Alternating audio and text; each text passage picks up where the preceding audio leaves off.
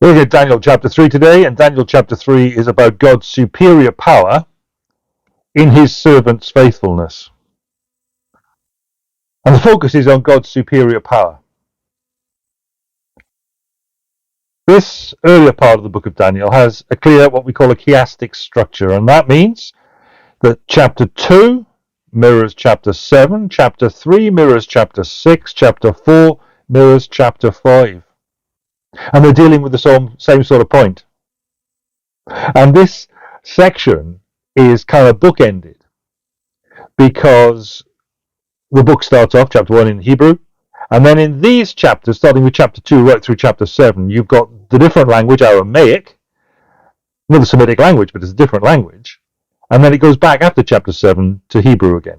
So you've got that clear, visible clue there in the change of language, that this is a panel, and there are parts of it. The first part reflects the last, the third chapter then reflects the sixth chapter, the fourth, fifth, and so on. So the second chapter is a statue dream about 4 kingdoms, and in Daniel chapter 7, Daniel has a vision of his own in which he sees 4 mutant beasts, the 4 kingdoms of mankind rising up and so on. And chapter 3 is about 3 faithful Jews being challenged over their faithfulness, and chapter 6 is about Daniel in the lion's den being challenged over his faithfulness. Do you see the point? So the chiastic counterpart of this chapter 3 of Daniel is chapter 6, and both are stories of God's faithful people who face death because of their faithfulness to God. Yes, they do. But the big point is that God miraculously delivers them out of it, simply to prove himself more powerful than the pagan gods of the nations. And that's the message. So the primary purpose of this chapter is not to showcase the fact that Shadrach, Meshach, and Abednego are better than the rest of Babylon, great guys, which they undoubtedly are, but to highlight the absolute supremacy of their God. And there's an awful lot of repetition in this story. So the people hearing it could almost start joining in with it as it was read. I was listening to a sermon from Abba Sachan with John Funnell yesterday evening myself, and he does this with people. He gets them to join in and repeat what he says. It's fascinating to watch. And there's this repetition then in the story. It's verses 15 to 18 that make the point that this story addresses. If you do not worship it, you'll be thrown immediately into a blazing furnace, says the king. And then what God will be able to rescue you from my hand? We're about to find out. We're about to see, Nebuchadnezzar, exactly what God can do a thing like that, because his power is greater than yours. Not about how good these 3 are, but about how powerful their God is. So in verse 16, Shadrach, Meshach, and Abednego replied to the king, King Neb, let's call him Neb. King Neb, we do not need to defend ourselves before you in this matter. If we're thrown into the blazing furnace, the God we serve is able to deliver us from it. And he will deliver us from your majesty's hand. But even if he does not, we want you to know, your majesty, that we will not serve your gods or worship the image of the gold you've set up. And just as at the end of chapter 2, where the point was how Daniel's God had superior wisdom and knowledge, it is again the king who is the one who hammers home the point of what this chapter is about in the resolution of this story in chapter 3, just as in chapter 2. So here in chapter 3, in verse 29, it is the king himself, King Nebu, who says, no other God can save in this way. The God of these 3 has superior power. And that's against the context where chapter 3 begins with, first of all, Nebuchadnezzar's first display of his power. Verses 1 to 7 are all about that. Nebuchadnezzar made an image of gold. We're not told any time reference as to when, but there it is. First of all, then there's this statue, verse 1. Now in chapter 2, King Nebuchadnezzar had dreamed of a statue. And right next to it, in chapter 3, you get him making a statue, even more elaborate than the one in chapter 2. That statue had a head of gold, and Daniel told him from God, well, that represents you and your kingdom, King Neb. It had a head of gold, but this one in this chapter is made entirely of gold, and it's huge. It stands 60 cubits high and 6 cubits wide. That's 90 feet tall and 9 feet wide. Now, the glaringly obvious thing there, of course, is that this thing is really out of proportion for the statue of a human figure, and it looks like it's going to fall over, because it's an awful lot longer than it's wide. You see? Interesting, isn't it? It's going to fall over. And that's what's in Daniel's dream in chapter 2. And there are suggestions maybe it's a smaller human statue on top of an obelisk. There were similar things apparently in Babylon, archaeologists can tell us about. But otherwise, it's a pretty weird representation of a human being. But the close association with chapter 2 and the golden part of that statue being gold, and the building of this totally gold statue here, does suggest it is pretty likely to be Neb setting up a statue of himself and requiring emperor worship of all his subjects. It is rank idolatry at the very best, and the idol seems to be designed to be him. So there stands the statue. There's a big event to follow then. He's going to have a launch party. Verses 2 to 7, the big event. The striking thing about this event here is that the king says come, and they all come. It's a great long list of dignitaries and office holders who come. That list keeps on getting repeated. All these guys. And then the second thing about that is that the king says bow down, and they all bow down. All of them. And anybody who was anybody was there. That ridiculously long list of officials gets repeated. That ridiculously long list of instruments gets repeated. Are you seeing this point? And then, throughout this account, the big striking thing is the king says to build a statue, and they build a statue. And the king says to come, and everybody comes. And the king says to everybody, and everybody, they bow down. The king is vaunting the power to say this, to do this, and it is done. And it's ridiculous. It's idolatrous. It's all about the claim to be the one with a great power being made by this king. Now, if you go back through the scriptures and search out just who it is that actually does have the power and the authority to say, do this and it is done, well, it isn't Nebuchadnezzar. Because that's how God made the world and everything in it from the very start. Let there be, and there was. Let it be, and it was. Nebuchadnezzar. Big statue of gold. All these people. Great big party. Worship me, says Neb. That's a sort of storyline that would be a fantastic storyline for a grand opera, wouldn't you think? Well, in fact, it got written in 1841. Nabucco is the opera that's considered to have permanently established Verdi's reputation as a composer. It's a fantastic story, but with terrible things going on in it. We're heading into the setup for the big dramatic denouement as we get the big betrayal of the idolatry-resistant Hebrews in verses 8 to 12. And here's the second thing, the second major section of this chapter 3 of Daniel, the big betrayal, verses 8 to 12. We're told certain Chaldeans come forward to the king, and they tell him in tones of ethnic prejudice, these Jews who you appointed, that certain Jews didn't bow down. How did the Chaldeans know that if they were bowing down? Well, that's an interesting question. In any event, they bring a malicious accusation, but it is true that the 3 Hebrew men did not bow down. It's just the intention that's malicious. And this would be seen as insubordination and treason to the king, who expects to be able to say, do it, and it's done. So their lives are now very immediately, very perilously on the line with a brutal, self-idolizing monarch. It tells us these guys accused are the Jews, and they're described as these men who you, O king, appointed. Race-based ethnic rivalry. And for whatever reason, the accusers don't like these Hebrews. They do look as if they're being pretty malicious. And yet, these 3 men, these Hebrew lads, Shadrach, Meshach, and Abednego, they've broken a serious law, and they're liable for the death sentence as a result. There it is.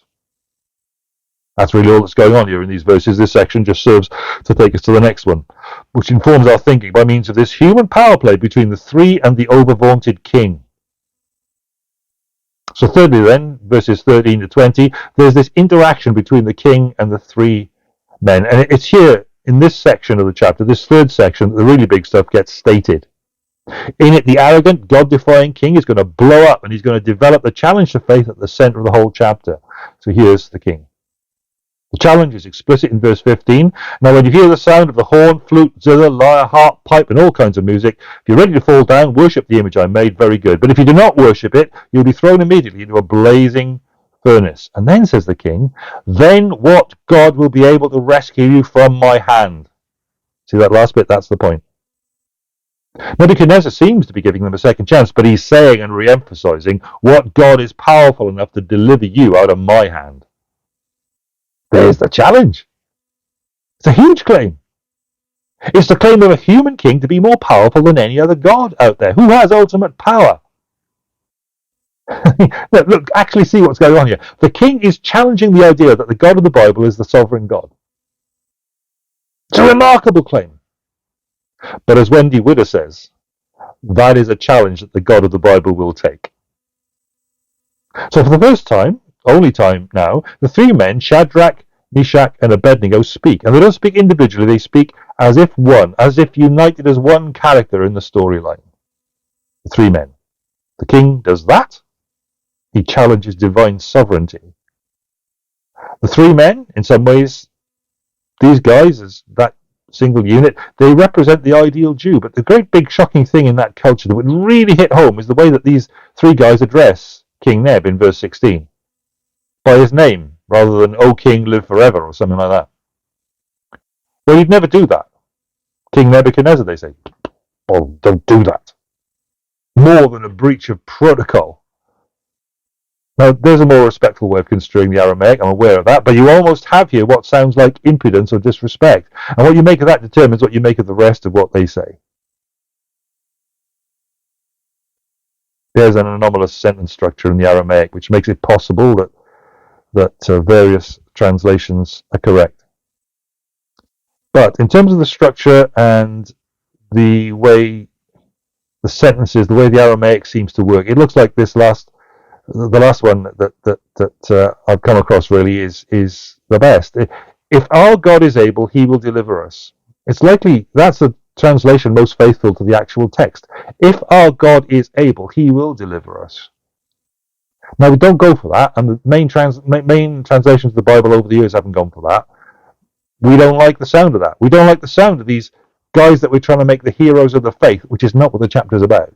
We don't like the sound of that because it makes those men look as if they're a bit ponderous in their faith, rather than big and brassy and bold in challenging idolatry.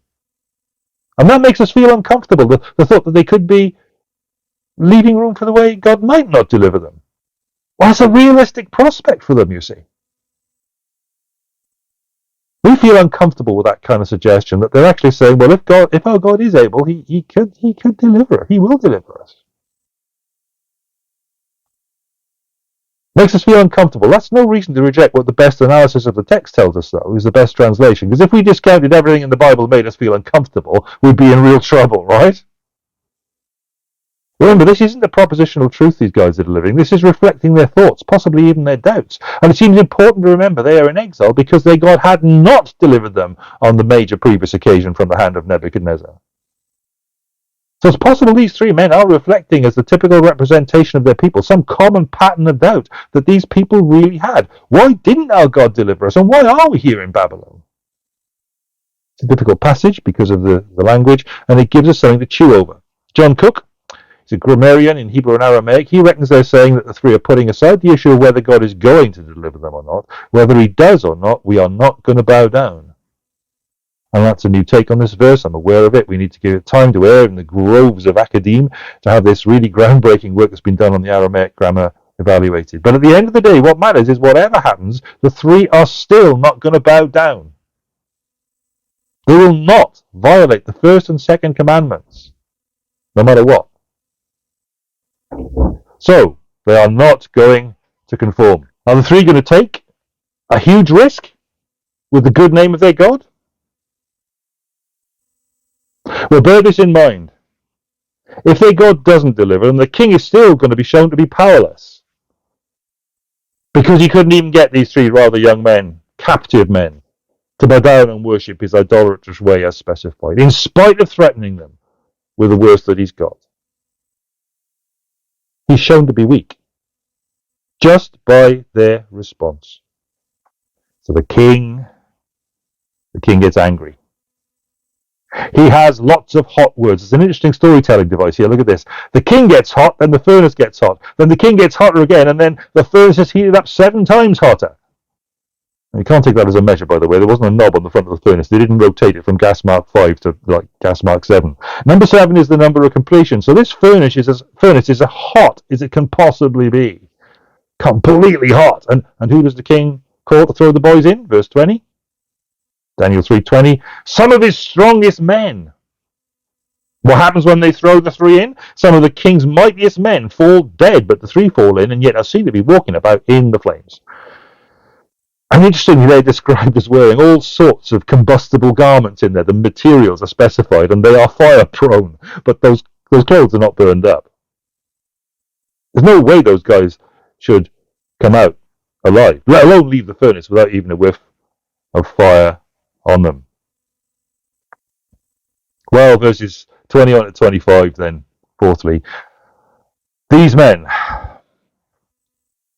they're the subject of God's response to the king's display of power with his own display of power. Daniel 3:21 to 25. Daniel is not in the picture.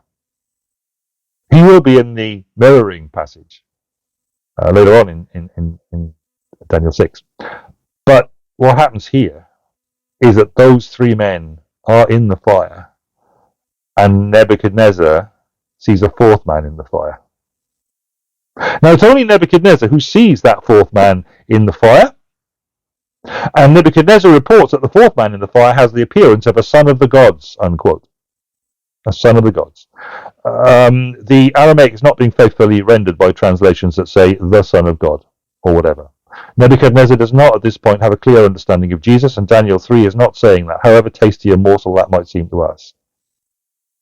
What the king means is that he's looking at what seems to be a supernatural being, not another being like the 3 men. This is a very distinct sort of being. And what does the unique being do? The men fall right into the heart of the fire, no parachute, no lifeline thrown down quickly from heaven to pull them out or for them to climb up. Does this supernatural being there with in the fire get them out of there? The amazing thing, he does not. You might be asking, what sort of rescue story is it where the people rescued are left in a fiery furnace heated up as fully as possible? No, the 4th man seems to be in there with them. See, this is not the way it is so often preached, a promise that God will deliver faithful people because they're being good.